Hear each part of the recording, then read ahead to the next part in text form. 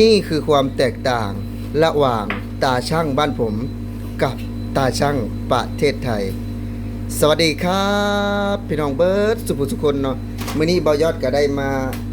ขอถ่ายเนาะตาช่างอยู่ร้านขายหมูอยู่ในประเทศไทยพี่น้องซึ่งเป็นเพื่อนบ่าวยอดเองที่ได้ทำงานอยู่เมืองนี้ว่าซั่นซะ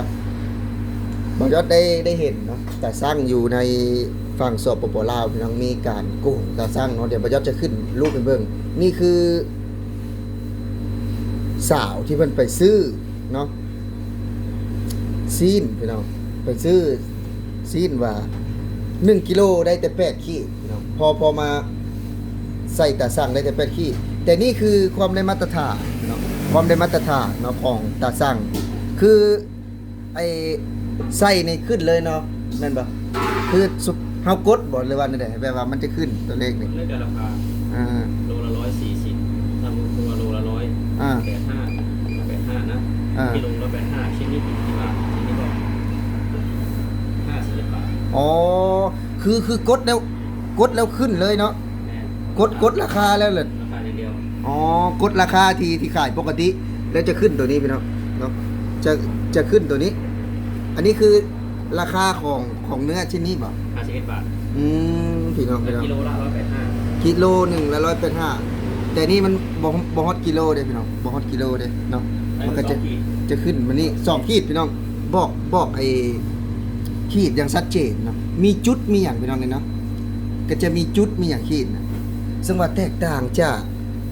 เพื่อนบ้านมากๆเนาะพี่น้องแตกต่างจากเพื่อนบ้านมากๆที่ตาสร้างเรานี่นะแทบจะบ่มีเลยบ่มันว่าแทบจะบ่มีเนาะส่วนหลายก็ตาสร้างธรรมดาเนาะอยู่ประเทศไทยมีบ่ตาสร้างธรรมดามีพี่น้องมีแต่เป็น2ด้านเด้พี่น้องเด้บ้านบ่ยอดนะเวลาติดนะพี่น้องตาสร้างนะเอาหันหน้าเขาหาเจ้าของเด้พี่น้องเด้หันหน้าเขาหาเจ้าของบัดนี้ลูกค้าไปเนี่ยพี่น้อง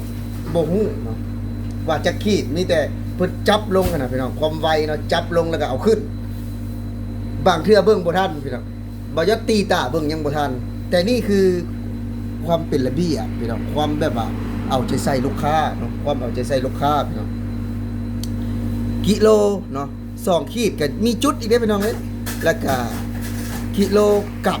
ละเท่าใดเนาะแล้วก็รวมเป็นเงินออกมาบอกอย่างชัดเจนมากๆเนาะบอกอย่างชัดเจนมากๆพี่น้องตัวอยู่ห้านนี่ก็ขายเนื้อพี่น้องเนาะขายเนื้อหมูขายชิ้นหมูเนาะพี่น้องเนาะซึ่งว่ามีหลายขนาดพี่น้องมีหลายราคาเนาะมีหลายราคานะตัวเนาะ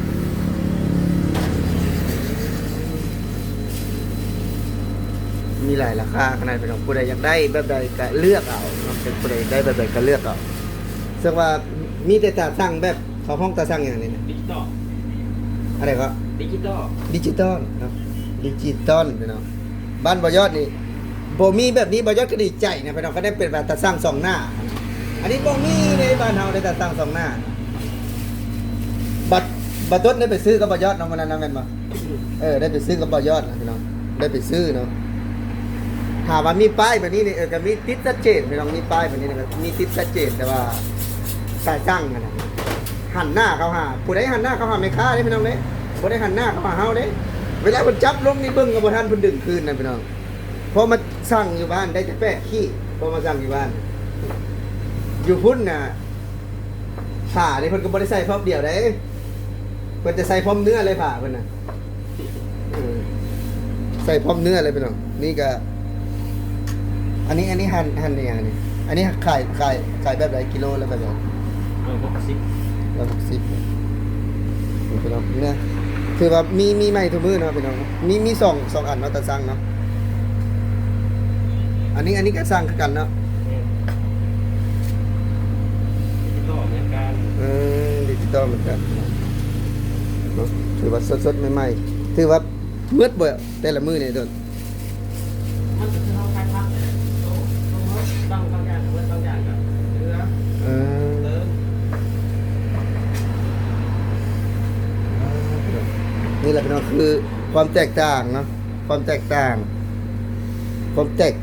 ตาสั่งนี่นะพี่น้องขายยังความแบบว่าเอาใจใส่ความที่แบบว่าอยากให้ลูกค้าได้ดียังบ่มีพี่น้องเนาะสิ่งเหล่านี้ยังบ่มีเลย อยากแต่ได้พี่น้องอยากแต่ได้เนาะน้อยหนึงก็เอาพี่น้อง2ขีดเนาะ10คนมาซื้อ1กิโลได้พี่น้องได้เพิ่นจะได้อย่างละ2ขีดเนาะอันนี้เว้าใส่แม่ค้าผู้ที่มักโกงเด้อถ้าผู้ใดมักโกงก็เซาโกงซะเนาะผู้ใดมักโกงนะแต่บ่ยอดคิดว่าน่าจะเซาบ่ได้หรอกเพราะว่าถ้าเซาได้ก็อย่างน้อยบ่มีสิ่งแบบนี้นะบ่มีตาสั่งแบบนี้บ่มีตาสั่งดิจิตอลแบบนี้ก็เอาตาสั่ง2ด้านไอ้อยากเห็นตาสั่ง2ด้านในสปปลาวอันนี้หันหน้าเขาเจ้าของแบบว่าทิ่มลงไปนี่ได้ทิ่มลงบ่แม่นสิให้เฮาเบิ่งพร้อมได้แล้วก็บ่แม่นได้สิเอาอันนั้นนะประทาดมันน่ะแบบว่าผ้าตาสั่งนั่นน่ะบ่แม่นเพิ่นสิเอาใส่ไว้แล้วเอาเนื้อใส่เด้มันได้2ขีดเด้อันตาสั่งนั่นเด้เพิ่นก็เอาใส่พร้อมเนื้อเลยนี่แหละพี่น้องนี่แหละมีป้ายราคาอย่างชัดเจนพี่น้องเนาะป้ายราคาถ้าผู้ใดอยากซื้อแบบใดเนาะพี่น้องเนาะถ้าหากว่าคนลาวเขาอยากซื้อเนื้อเนาะซอยพ่อค้าคนลาวเนาะที่ขายอยู่ตรงนี้ก็สามารถมาได้เนาะสามารถมาได้